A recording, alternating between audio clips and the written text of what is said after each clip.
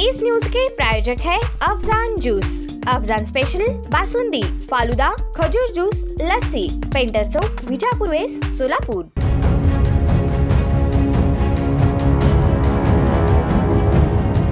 सोलापूर शहरात गेल्या काही दिवसांपासून कावळे, बदक आणि पोपट मेल्यानंतर बर्ड फ्लूची लागण झाल्याचे लक्षात आले आहे। त्यानंतर आता प्रशासन अलर्ट मोडवर आला असून वन्यजीवांना बर्ड फ्लूची लागण झाल्यामुळे आरोग्य विभाग सतर्क झाला आहे। प्रतिबंधित ठिकाणाहून 1 किलोमीटर परिघातील 64 कोंबड्या तर 10 कबुतरांचे नमुने तपासणीसाठी पाठवण्यात आले आहेत। सिद्धेश्वर तलाव परिसर, खंदकबाग यांच्या परिघातील तसेच छत्रपती संभाजी तलावाच्या 1 किलोमीटर परिघातील कोंबड्यांच्या नाकातील स्त्राव आणि विष्ठेचे नमुने घेण्यात आले आहेत। ते पुण्याच्या प्रयोगशाळेला पाठवण्यात आले असून अहवाल अद्याप प्राप्त झालेला नाहीये। मात्र बर्ड फ्लूच्या पार्श्वभूमीवर सोलापूर शहरातील खंदकबाग असो किंवा विजापूर रोड परिसर असो, या भागातील चिकन, मटन, मांस विक्रीची दुकाने बंद ठेवण्याचे आदेश जिल्हाधिकाऱ्यांनी दिले होते। त्यानंतर सोलापुरातील खंदकबागेजवळ असलेली पार्क चौपाटी आजपासून पुढील आदेश येईपर्यंत बंद ठेवण्याचे आदेश महापालिका प्रशासनाने दिले आहेत। त्यामुळे सोलापूर शहरातील पार्क चौपाटी आज पूर्णपणे बंद झाल्याचे दिसून आले आहे। पुढील आदेश येईपर्यंत चौपाटीवरती कोणत्याही प्रकारचे खाद्यपदार्थ विक्री तसेच खाद्यपदार्थ ठेवण्यास मनाई करण्यात आली आहे।